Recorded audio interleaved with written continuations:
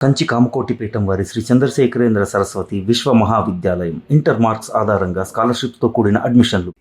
అయితే నేను కొంచెం ముందుకొచ్చాను సార్. యాక్చువల్‌గా ఇందాక ఫ్లోలో భాగంగా మనం 'దేవి' సినిమా గురించి మాట్లాడుకుందాము. 'దేవి' సినిమా అప్పటిదాకా ఉన్న తెలుగు సినిమాని ఆడియన్స్ చూసే విధానాన్ని మార్చేసిన సినిమా. ఆ గ్రాఫిక్స్ గానీ, డివోషనల్ అంటే ముఖ్యంగా 'దేవి' సినిమాలో డివోషనల్ టచ్ చాలా ఎక్కువ ఉంటది. చాలా బాగుంటది. ఎలాంటి స్టారు ఉండరు. సో, ఆ 'దేవి' సినిమా ఎక్స్‌పీరియన్స్ చెప్పండి. చాలా ఉందండి. దానికి మీరు interviews part 1, 2, 3, 4 part 1, part 2, part 3, part 4 పెట్టుకోవాలండి. 'దేవి' కోసం. అమ్మో! అది అసలు వేరే. హ్మ్. ఆ బాధ వర్ణనాతీతం. ఎంజాయ్‌మెంట్ ఉంది, బాధ ఉంది. హ్మ్. చాలా దానికి కానీ మళ్ళీ చెప్పాలంటే 'ఒక్కడో వర్షం', 'నువ్వు వస్తానంటన్నా', 'మస్కా', 'ఆట' ఈ కైండ్ ఆఫ్ ఫిల్మ్స్ చాలా తీసినా కూడా మళ్ళీ ఆ కైండ్ ఆఫ్ చెప్పుకోలేని ఒక పార్ట్ 1, 2, 3, 4 మళ్ళీ చెప్పాలంటే 'అగదా' గురించే చెప్పాలి. 'దేవి' గురించి. ఆఫ్టర్ 'దేవి' 'అగదా' గురించి చెప్పాలి. అవునా? ఓకే. మొన్న మీరు 'అగదా' స్టేజ్ మీదే మాట్లాడుతూ ఆ 'దేవి' సినిమాలో ఆ పాము బొట్టు పెట్టడం నిజంగానే పెట్టింది పాము అని చెప్పారు. నిజంగానే పెట్టిందండి. అప్పుడు దట్ వాజ్ నాట్ గ్రాఫిక్స్ ఉన్నాయి సినిమాలో. కానీ ఎలా పాసిబుల్ అయింది? పాసిబుల్ అయిందండి. పాసిబుల్ అయింది. హ్మ్. అండ్ పాసిబుల్ అయిందండి. దట్ వాజ్ నాట్ అసలు ఆ షాట్ గ్రాఫిక్ షాటే కాదు అది. భయపడలేదా యాక్టర్? భయపడలేదు. హ్మ్. అసలు భయపడలేదు. పాము కుట్టింది కూడా దాన్ని. అవునా? కుట్టింది. ఆ! అదంతా ఒక కథలండి. దాన్ని మళ్ళీ నేను అన్నాను కదా! మీ దాంట్లోనే పార్ట్ 1, పార్ట్ 2, పార్ట్ 3, పార్ట్ 4 కూడా దాంట్లోనే వేయొచ్చు. అసలు అది సంచలనం అండి అది. సార్. నేను పడ్డ ఇబ్బందులు, నేను నిద్రలేని రాత్రులు, నాకు నిద్ర లేక మైండ్ పనిచేయక ఒక కార్ని యాక్సిడెంట్ చేసేసిన తీరు, ఈ చాలా ఉందండి ఆ సినిమా కథ. 3 ఏళ్ళ కథ అది. హ్మ్. అది అసలు మళ్ళీ అటువంటి ఒక ఎక్స్పీరియన్స్ మరి అన్నాళ్ళు కాకపోయినా కూడా మళ్ళీ 'అగదా'కి నేను మళ్ళీ చెప్తాను అనుకోవద్దు. మళ్ళీ 'అగదా'కి అంటే మళ్ళీ కంబ్యాక్ అవ్వాలంటే ఆ బాధను అనుభవిస్తే కానీ ఆ దేవత కానీ దేవుడు కానీ మళ్ళీ మనకు సక్సెస్ ఇవ్వాలనిపించింది. హ్మ్. సో ఇది ఈ సినిమాకైతే జరిగిందండి. అమ్మవారిని చాలా బలంగా నమ్ముతారా మీరు? నమ్ముతారండి. ఎందుకంటే నేను కొన్ని సినిమాలు చెప్తాను. 'శత్రువు' సినిమా సంబంధించిన ఆ అంటే డివోషనల్ సినిమా కాదు గానీ, ఆ క్లైమాక్స్‌లో విలన్ని చంపే దగ్గర ఆ దేవుడి షాట్ గానీ, లేదా 'దేవి' సినిమా గురించి మనకు తెలుసు. 'దేవి పుత్రుడు' గురించి తెలుసు. అక్కడ అమ్మవారి పవరే కదా సముద్రం నుంచి తీసేది. అలాగే ఇప్పుడు 'అగదా' సినిమాలో అమ్మవారి శక్తి గురించే మాట్లాడుతున్నారు. సో, ఎంఎస్ రాజు గారి జీవితంలో అమ్మవారిని ఎంత పూజిస్తారు? ఇష్టం అండి. బాగా ఎక్కువ ఎక్కువ చేస్తానండి. హ్మ్. మధ్యలో ఆవిడ మీద అలుగుతాను. అలుగుతారా? అలుగుతాను. చాలా ఇయర్స్ నేను వెళ్ళలేదు. విజయవాడ అమ్మవారి టెంపుల్‌కి ఎక్కువ వెళ్తాను. హ్మ్. సో అక్కడ ఏం చారిటీ చేస్తాను ఏంటి పక్కన పెడితే చాలా ఇయర్స్ వెళ్ళలేదు. నాకు ఎందుకో అలక అదేంటో మా ఇద్దరి మధ్యన ఇంకెవరికి చెప్పను అది. హ్మ్. కానీ ఇందులో విశాలక్ష్మి గారు మొన్న మీ ఇద్దరి మధ్యన అలకొద్దండి నాకు ఇష్టమే, మిమ్మల్ని రమ్మంటారు రండి అని హ్మ్. చెప్పి నన్ను నా మిసెస్ని తీసుకెళ్లారు. సార్. తీసుకెళ్ళి అక్కడ పూజలు చేపించి ఎంతో బ్రహ్మాండంగా చేశారు. అక్కడి నుంచి అలకపోయింది. అండ్ ఎంఎస్ రాజు గారి జీవితంలో 'దేవిపుత్రుడు' ఏమిచ్చింది? ఏం తీసుకెళ్ళిపోయింది? ఏదో ఇచ్చే ప్రయత్నం చేసిందండి. హ్మ్. అది అది ఏమిచ్చింది? అది ఏదో ఒక ఎక్స్పీరియన్స్ అయితే ఇచ్చింది. హ్మ్. ఎక్స్పీరియన్స్ ఇచ్చింది. మళ్ళీ జాగ్రత్తగా ఉండాలి. మనం ఏంటంటే రిపీట్ చేయకూడదు ఇష్యూసు. సో అటువంటి ప్రాబ్లం వచ్చినప్పుడు సిచ్యువేషన్స్ ఏం చేయాలి, ఎలాగా మనం ఉండాలి అనేది కూడా అది ఒక్కొక్క సినిమా ఒక పాఠం అండి. బట్ నాకు ఒక చిన్న డౌట్ సార్. 'దేవిపుత్రుడు' సినిమా విషయానికి వస్తే వెంకటేష్ గారి యాక్టింగ్ గానీ, సౌందర్య గారి యాక్టింగ్ గానీ, అండ్ కథ పరంగా చాలా అద్భుతమైన కథ. అప్పటిదాకా ఎవరు చెప్పలేదు. ఇంకా గ్రాఫిక్స్ గురించి ప్రత్యేకంగా చెప్పాల్సిన అవసరం లేదు. ఆ చిన్న పాప ఎపిసోడ్ ఉంటది. అది గానీ అద్భుతంగా వస్తది. పాటలు గానీ.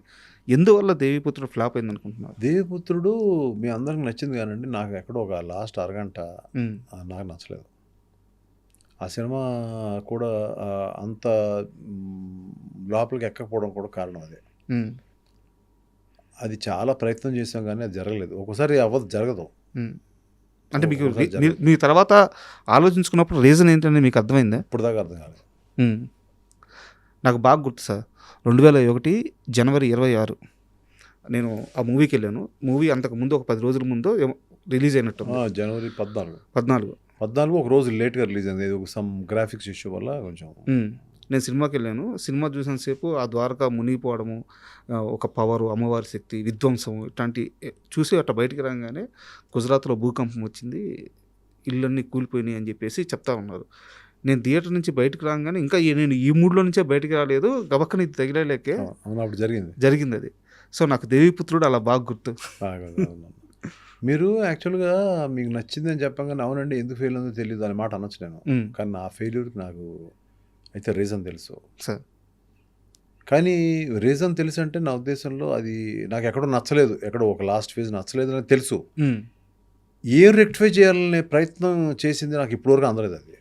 సార్ అయితే నాకు తెలిసిన ఇన్ఫర్మేషను, శత్రువు తరువాత మీరు కాస్త లాస్ట్లోకి వెళ్ళిన తర్వాత వెంకటేష్ బాబుతో సినిమా తీయాలి అంటే నాకు తెలిసి ఇండస్ట్రీలో వెంకటేష్ గారికి ఉన్న చాలా బెస్ట్ ఫ్రెండ్స్లో మీరు ఒకరు.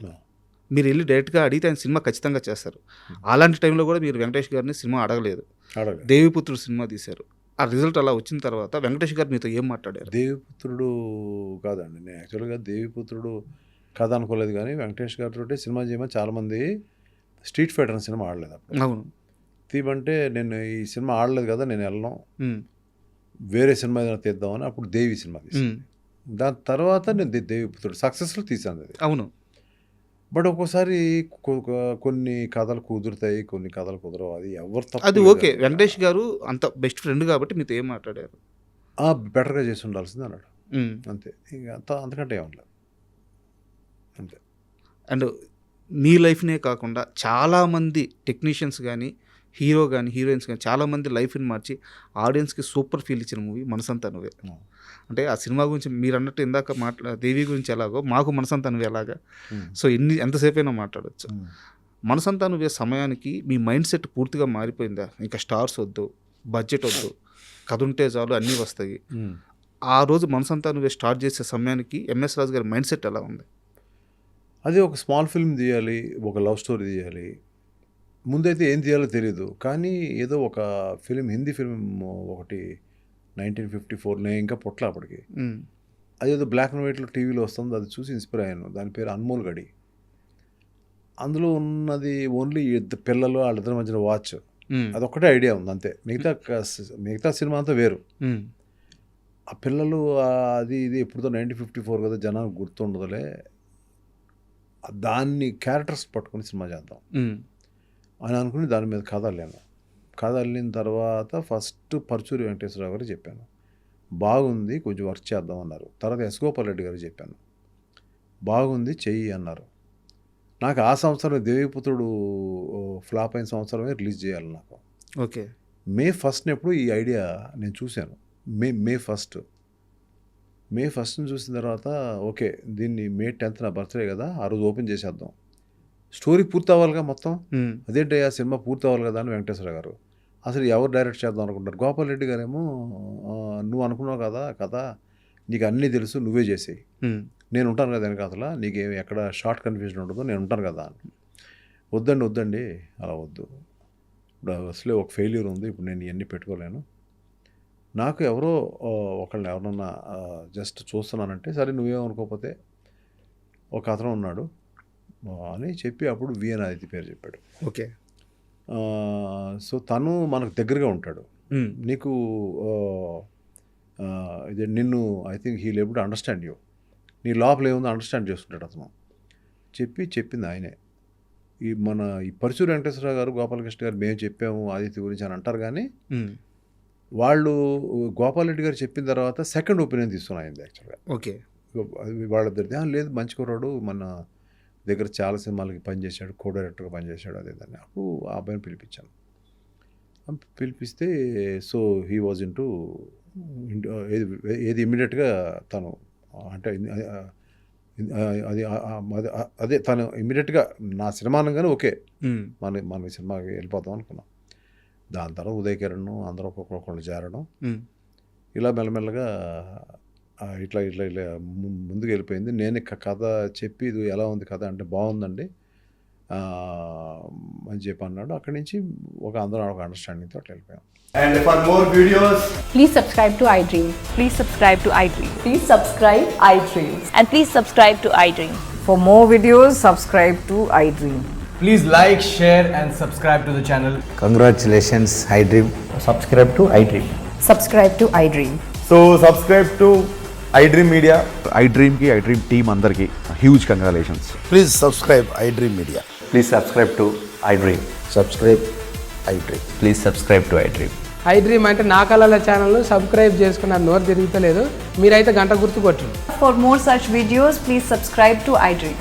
Subscribe to iDream. Please subscribe to iDream. Please subscribe iDream Media. Please do subscribe to iDream. Please subscribe to iDream Media. For best entertainment and information, please subscribe iDream. And don't forget to subscribe to iDream.